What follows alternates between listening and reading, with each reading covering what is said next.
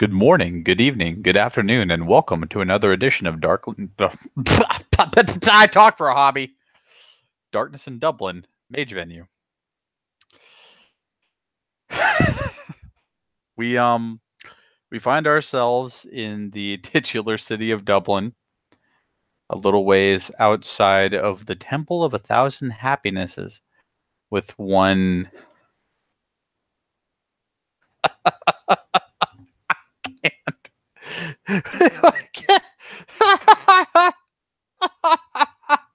Side chat, why are you like this? Side chat, no! Side chat, no! oh, oh, oh, oh, laughter's like a water slide. You keep going down whether you want to or not. Um, okay, I'm gonna drop the announcer voice. We're just gonna do this. Kevin Grant is outside the Temple of 1,000 Happinesses. Okay, see that temple that's over there? 1,000 Happinesses. So many happinesses. A lot of happinesses. He's not in the temple. Okay, he's not in it. He's on the street walking with the with the list. With the list, man, it's in his hand. It's got things written on it in pen, and not like a nice fountain pen, but more like a cheap mass-produced pen that you find in places.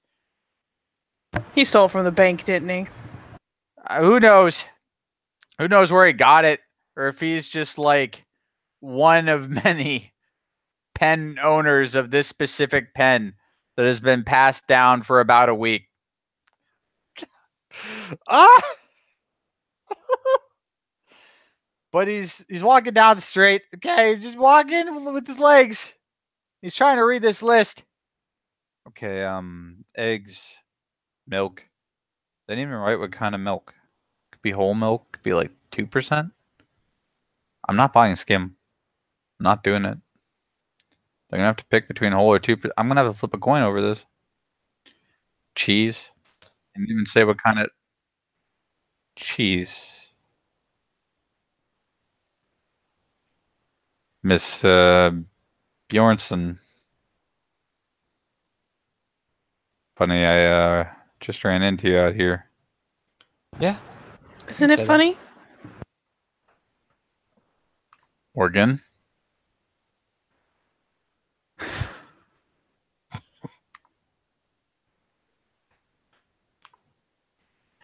You two aren't separate very often, so I probably should have seen that coming.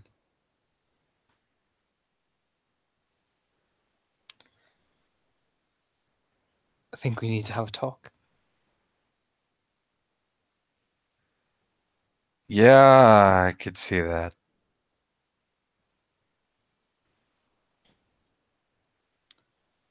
What exactly, fuck it, I already know.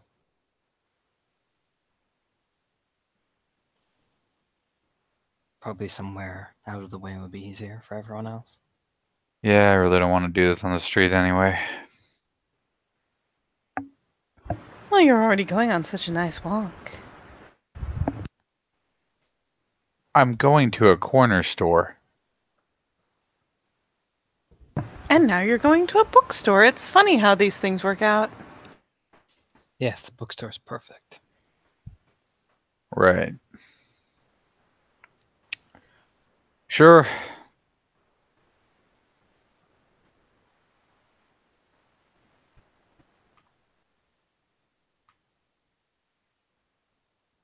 And an arm will flop across Kevin's shoulders in a perfectly casual fashion. Lacks not gripping, not anything like that, just like they are the best of friends.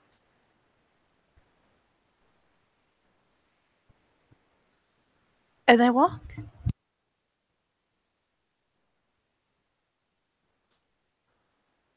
Yeah.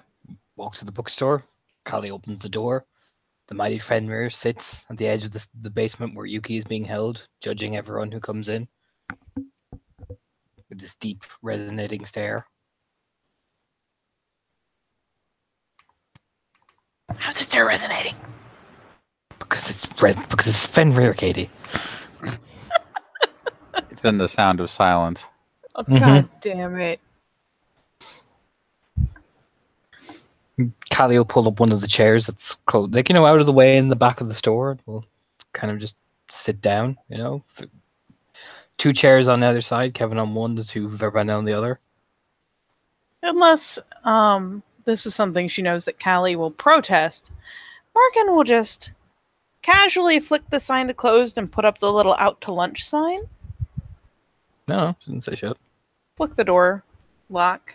Just, the lock and then the other lock and then the other more different lock. And saunter in behind the other 2. Find herself a seat to flop in. What do you want? Well, an explanation would be nice. There are a lot of things going on. What do you want? She again twist her head sideways. Why were you this technocrat the child spoke of? Because I met her on a mission. Look, the Leviathan was a shit show. No ifs, ands, or buts about it. And that shit show had consequences.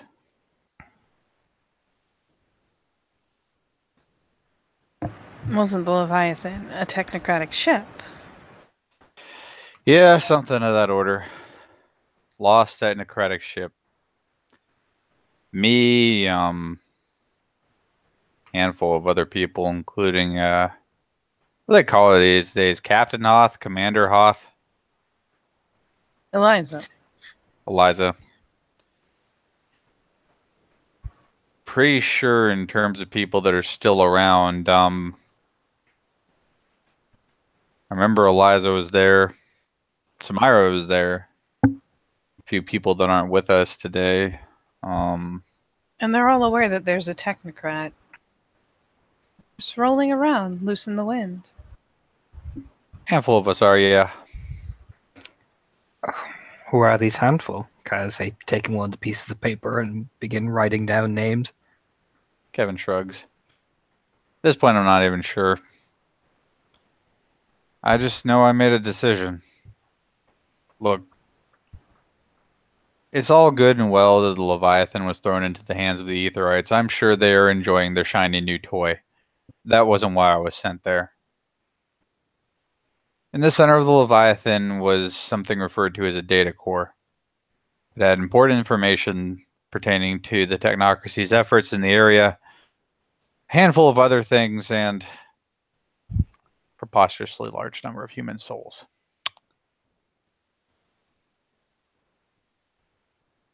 Two people went into the data core. Virtual adept named Winrate and Dr. Oscar Langley. Can't really forget her name. She said it half a dozen times. Well, Doc came out catatonic, and Winrate had a hard time forming sentences for hours. The souls, from what Eliza told me, were used to fuel the ship. I'm aware. We aren't.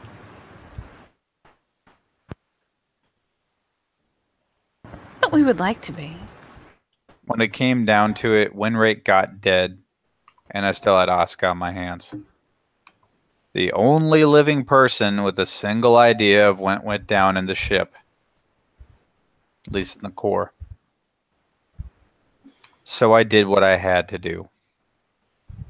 Kept her alive long enough that she could pass on the information. Who did she pass on the information to? Kevin shrugs. After I got her up and moving and in the Euthanatoy's custody, I stopped asking questions. She's with the Euthanatoy.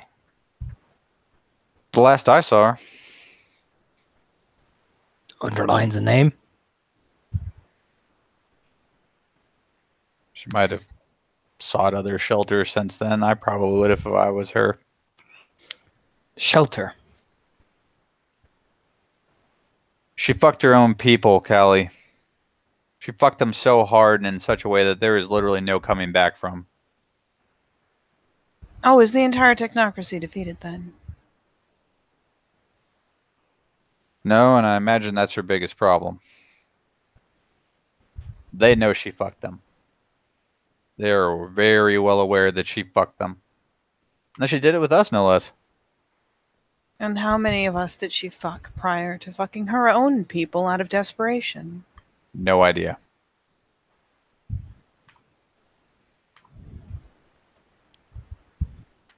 The information was more important than any sentimental value snapping her neck would have had. I see. And yet, you Thanatoi have been silent about this. Well, I don't really run the Euthanatoy.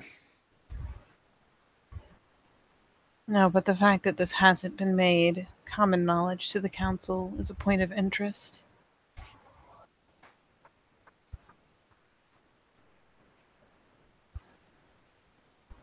If she had been in any way confirmed as... There's an idle shrug. Trustworthy in any fashion? You would think some sort of announcement would have been made. Something would have been said. Well, when it came to that, at least as long as we were on the ship, the only thing I had was a room full of people telling me the Archbishop had vouched for her, whatever that's worth. The Archbishop. And Yep. At fucking that point, Morgan will lean over and snag the pen and underline another name. Like, nah, coming after this asshole. The man who left his own people to die and then had to be coaxed back. I see.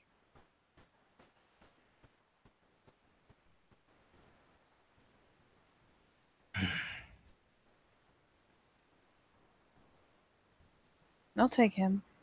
You take Sam? We're taking this to the council. Can we at least try to leave Sam out of this? She's the head of the Eutanatoi. And Well, sheltered shit. a technocrat. I sheltered the fucking technocrat. And then passed her off to the Euthanatoi. It seemed like a decent armed group of people to watch a technocrat. Who then she- sheltered a technocrat in the wake of you sheltering a technocrat. Regardless, neither the Archbishop nor Sam has informed this council of this technocrat. Oh, and it's worth noting, I acted on my own.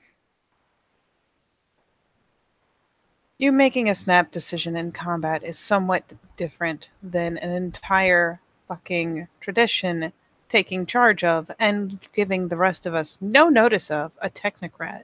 Look, I had custody for days. And as far as the Thanatoi go, this was more of a backroom kind of thing. There's... Callie just closed her fist. Backroom. There's been too much backroom dealings, Kevin. Far too much. Well, I tell you what. I did what I had to do. I own that. Now, one of two things is about to happen. Either I'm going to walk out that door right now, or you're going to stop me from walking out that door right now. Morgan gives an idle wave. See you around, ladies.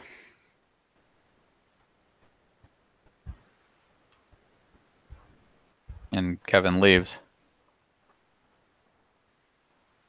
Morgan will pitch his glance aside to kind of gauge Callie, especially if she doesn't make any move to stop him or say anything. Oh, she just sits there, stone-faced. You can hear the kind of the creaking of someone like digging their nails onto the wood.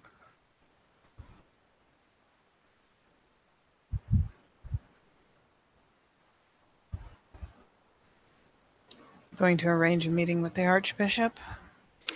We're taking this to the council now.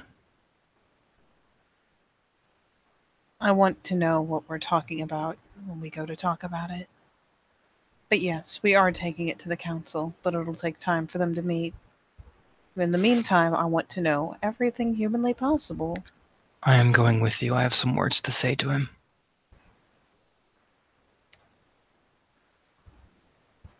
There's a measuring glance. The eye patch You is can kind of try. idly flicked up. You can try being here.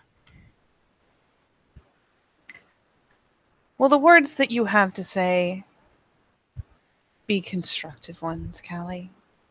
They will be harsh, but they will be fair. And if he is any say a competent leader, he will grow from them. I am not working on his personal growth right now. I'm trying to find out what's going on. Twitch. Very well. You'll have your chance.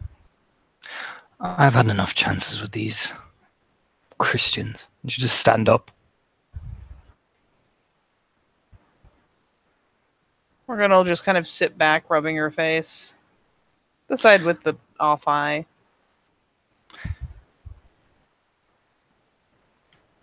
I would rather tell them out in the open than go and see them make more backroom deals. It's not a backroom deal, Callie. It's catching up. There's no sense on going to a battlefield half informed and half prepared. If we're going to make a case and make a strong stance, I want us to have the knowledge to make a strong stance.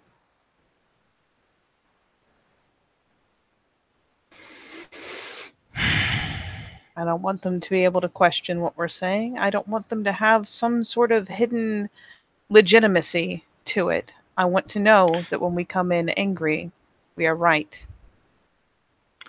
Well, it's clear that the ecstatic head does not know. I do not know about the VA.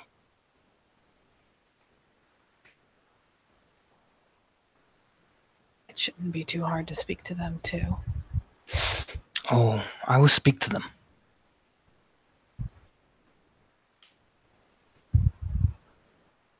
There's another kind of measuring side glance, though if Callie doesn't want to be read, she's not going to be read. She's still stone facing? Oh yeah, you can try. You can more. I'm not stopping you. Do you know what I mean? Fuck it, what's my def? Plus 1 2, million. so diff 8.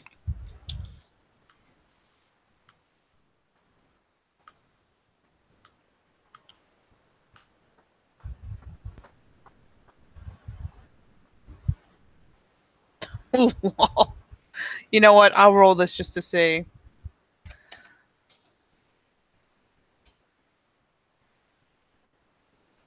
Oh shit, I get a success.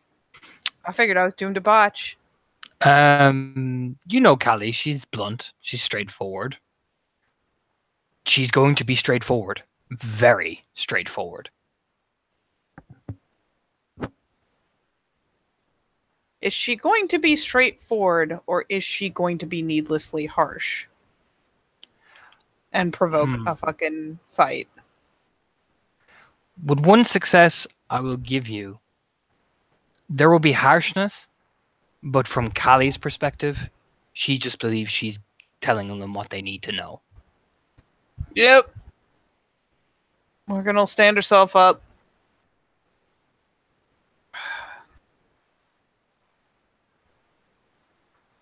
We're going to have to tag out anyways. Someone needs to be here.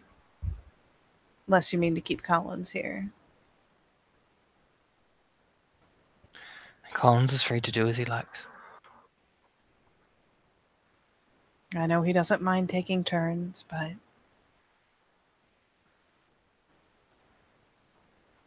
let me have first go. You can have Sam. But at the very least, if this Archbishop holds back, he owes me. No backroom deals. That is not what a backroom deal is, Callie, and I'm not making backroom deals. I'm sussing out what we haven't been told. She just shake her head and start walking upstairs rather angrily. Then Morgan's lips will firm into a stiff line. But she'll let her go. She'll head for the front door next. Because, man, she gonna have some words. Some choice words. Probably pulling out her phone as she goes. And, even putting it up to her ear as she exits the building. She's gonna find this motherfucker. And I figure that is probably about where we close it. So thank you, players, for playing, and watchers for watching. There will be more. Oh yes, there will be more.